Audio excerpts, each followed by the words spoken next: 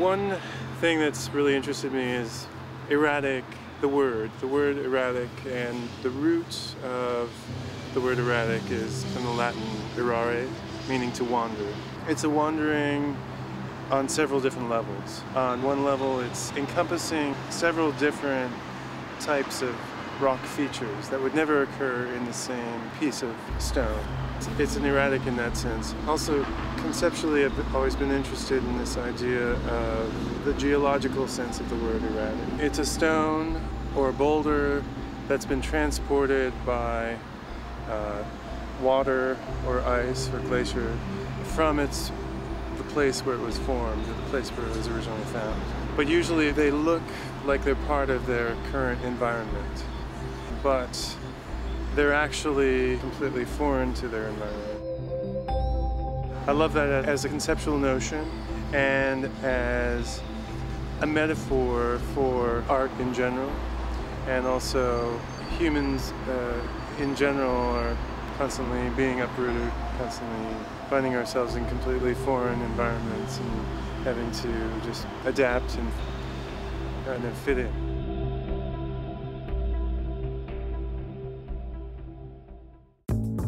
Well, I'm really interested in translating between languages. This language of geology, of stones, of how they break down via different weathering processes. Taking that and translating that into a very industrial language. I'm interested in the non-exactness of this translation and even the awkwardness of this translation between these two languages. I'm not interested in a perfect translation. I'm interested in the tension that exists with the imperfection of the translation. The job of the Fine Arts Commission is to purchase art, the best art we can, for the city of Beverly Hills. When we purchase public art, we definitely have the public in mind. Luckily, we're a commission of, right now, 6 people, and everybody has a different feel to what the public will like. We're 6 different people. And luckily, in the Roxy Payne piece, we did all agree. Before Erratic was brought here to Beverly Hills, it was in Madison Square Park in New York and Prospect Park in Brooklyn. I was lucky enough to go see it in Prospect Park in Brooklyn. And what I liked was the excitement of children that day who were running around it, wondering what it was and how did it get there. So I had great dialogue with the children and with some of the parents and fell in love with it because I knew it would bring us the same discussions in the community. They're definitely going to say, what is this? How did it get here? Why is it here? And that's what art's supposed to do. It's supposed to make you question. It's supposed to ask you to learn. Art is very subjective. We're never going to find a piece of art that everybody in the community likes. We can go to the Roxy Payne. That is a piece of art. It definitely has caused positive discussion, whether you like it or don't like it. And that's one of the jobs of art, is to educate. And if you give it 30 seconds, that piece of art can definitely educate you. I see it really as a reflection or a meditation on the trajectory of the last 150 years and how nature is increasingly intruded upon by our technology. With this piece, one of the challenges was taking stainless steel plate, which is one of the hardest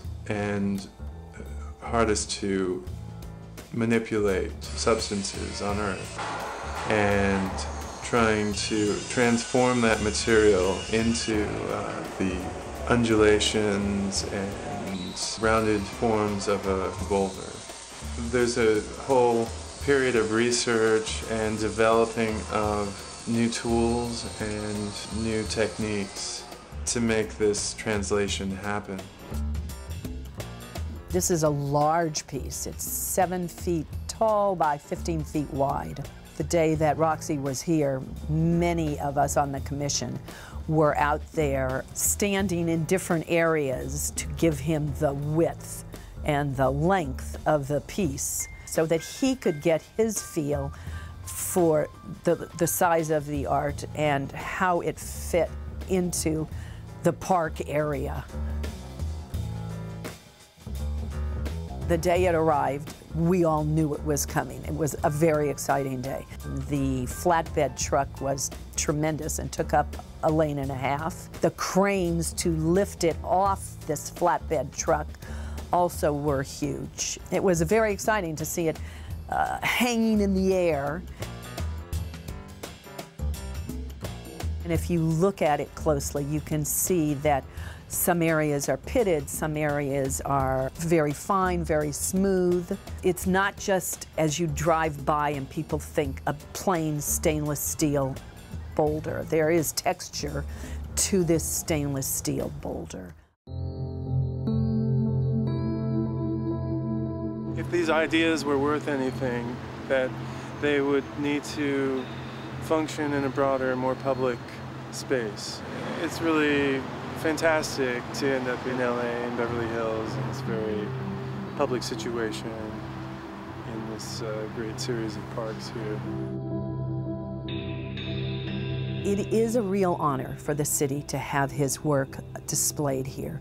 He is an internationally recognized artist. I know there was some negativity about it, but I think if you'll make the effort to look at it up close and walk around it, you will gain a new appreciation for Roxy Payne and our piece, Erratic.